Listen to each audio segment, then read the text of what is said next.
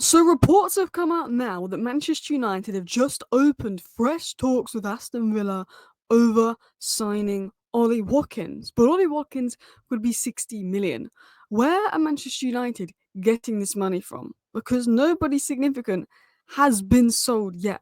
All the money has come through either wages saved or sell-on clauses. However, there is now shock reports coming out of Mainoo to Spurs. Spurs have an interest in Mainoo. We know Chelsea have had an interest in Mainoo, but they probably don't really need a midfielder.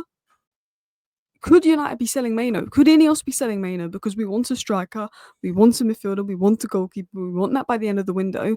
But if we're not selling anyone, we don't have the funds for that. This window is very dependent on sales. Could a shock sale for Mainoo be happening? Is it being considered? What is the latest on the exits of Garnacho, Anthony, Sancho? Is there really any movement on it? United are likely to go into the start of next season without a striker, according to reports, which is absolutely shocking. Like, let's be honest, that's absolutely shocking. I'm glad we got Mbeumo and Cunha over the line, so it's not the end of the world. But if you said that at the beginning of the transfer window that we'd start the season without a striker and a midfielder, we'd be shocked. Could Lamens be the next deal? What is the latest on loan exits in the youth? Well, that's what we're going to round up in today's show. Hello, hello, hello, and welcome back to Alice Talks Football, and welcome back to your 10-minute Manchester United news, transfer news, and update roundup, where we round up all the latest Manchester United news into a 10-minute video for you guys. If you do enjoy, feel free to hit that like button, and you're welcome to subscribe if you're new. I'm sorry if the audio isn't the best, but I'm filming like a bit of a public setting, so I don't want to shout, and apologize if there's background noise. Let's get into it. Manchester United have made fresh contact with Villa for Watkins. No formal bid yet, and any striker signing likely depends on sale, but Aston Villa value Ollie Watkins at £60 million. Now, I think out of the lighting in here is horrific. I'm aware the lighting in here is horrific, okay? Out of Ollie Watkins, Benjamin Sesko, Nicholas Jackson, and Keane, who are the four strikers we've been linked to the most, I think in terms of instant impact, in terms of Premier League proven, I would probably say Ollie Watkins is comfortably the best option. I think Nicholas Jackson is better than people give him credit for online. I don't think Nicholas Jackson's anywhere near as bad as people are making out he is, but Ollie Watkins is better. Sesko, I think, has the highest ceiling and the highest potential, but your buying potential with Sesko, and we did that with Højlund. And then Keane, I just think, is a massive risk. Ideally, I'd like Mateta out of all the strikers, but we've not been linked to him in a while because there's basically this feeling he's going to stay at Palace. So Watkins would probably be my first choice out of all those striker signings. I'm not even fully convinced on Watkins, but I just think goals, assists, prem proven, prime age. I think United just need a striker in the prime age. I'm all for us bringing in Watkins, but unless Aston Villa is going to unless Garnacho is going to Aston Villa and some kind of swap deal, we can't afford 60 million for Watkins. Watkins shouldn't be 60 million because of his age. For me, he's a 40 to 50 million pound player that we'll probably get for 50 because we'll have to play a premium because everyone knows we're desperate for a striker. But he's not a 60 million pound player, and I wouldn't want to spend that kind of money on Watkins. But if we do want to afford this deal, then Garnacho is going to have to go the other way to Villa, surely, in a swap deal. Or could we be selling someone else? Tottenham Hotspur have asked about signing Manchester United midfielder Kobbie Mainoo. Mainoo is keen to stay at United, but the longer he goes without agreeing a new deal, the more likely it becomes that he could be sold. So there's an expectation that Kobbie Mainoo will sign a new deal at United, but I think he's a little bit reluctant at the moment because Amorim's come in and Amorim hasn't really found his best role. I think if Ten Hag was still here, Mainoo would have signed that new deal because we knew what we got under Ten Hag. So maybe Mainoo's reluctant to sign that new deal, but United do have confidence he will sign a new deal. But if all of a sudden it looks like he's not going to sign a new deal, or Manchester United getting less and less confident he's going to sign a new deal, they may be open to selling him. They may be open to selling him. And look, Chelsea have interest. I don't think they need him right now. I don't think they'd go for him.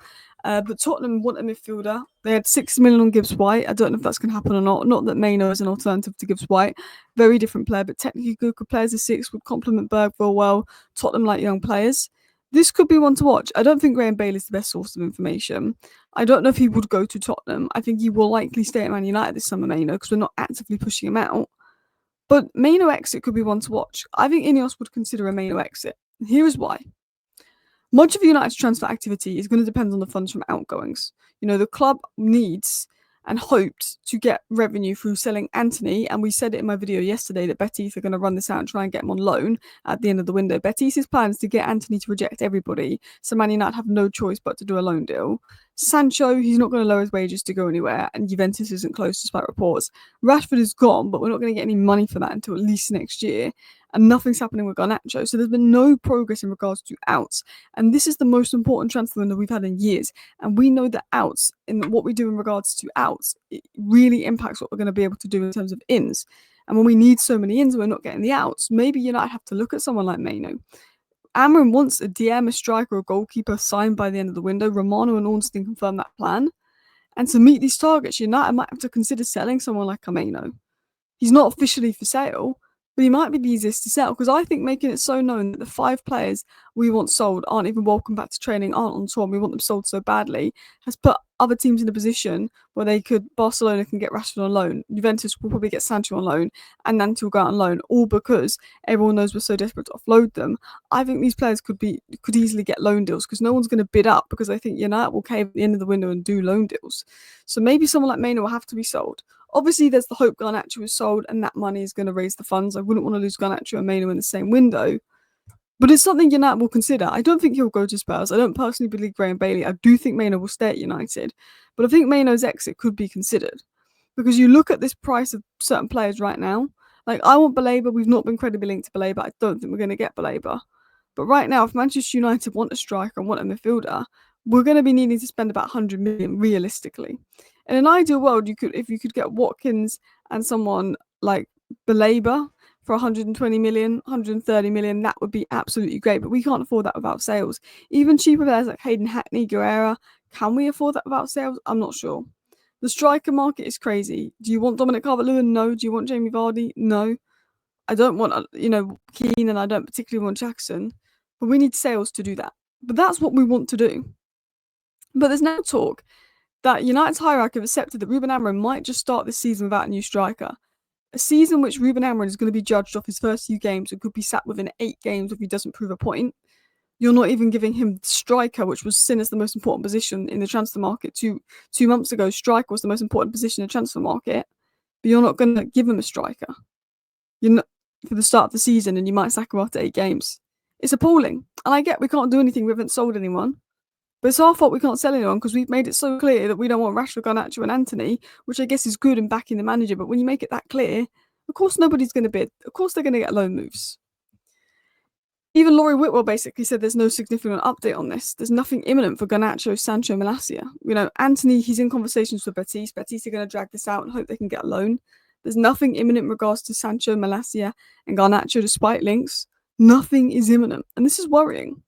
Romano has said for the 50 millionth time that don't forget Garnacho remains a player that Chelsea like and remains a case to watch this window. I'm kind of fed up with Romano saying this, I can't lie. I know people keep asking him about it, but we've been told for months, Garnacho wants a Premier League move, he wants to stay in the Premier League, Chelsea have interest.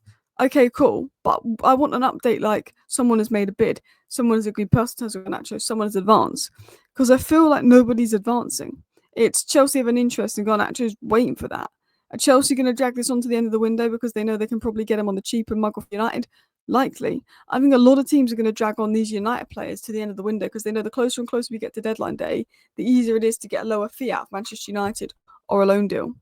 And that means we could go into the season with Justin Boomer and Cunha as our only signings.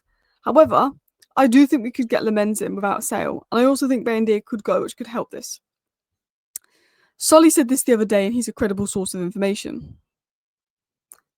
Manchester United holds serious interest in Sen Lamans, who has given the green light to join. He considers it a dream move. Ruben Amorim has approved the signing, and United have inquired to Royal Antwerp. The focus is currently on outgoings. So this was said by Solly. He could be the next signing. Even David Ornstein, was it David Ornstein or Romano? I think it was Romano actually suggested the other day that a striker could be a goalkeeper could be in the door before a striker. Man United absolutely want a striker signing. Man United absolutely want a striker to happen. But a goalkeeper could be in the door first because it's easier to do. Last but not least, Manchester United are looking to send at least 5 more players to go out on loan. These players include Jack Morehouse, who's most advanced with departure. Harry Amas with Diego Leon coming in. Ethan Wheatley, Ethan Williams, who's now on tour, and Vitek. I thought Vitek was going to go on tour, particularly with Onana injured, because even though Onana's on tour, he's not fit enough to play. But Vitek's going to be loaned out. But maybe that's again another sign that we are just going to sign a new keeper. Maybe we hurry up and sign a new keeper. That'd be interesting to see if something can motivate us to hurry up and sign a new keeper, because Onana can't play on tour and Bandy is going to go. Maybe there could be some movement. Anyway, people, thank you for watching today's video. See you next time. Bye.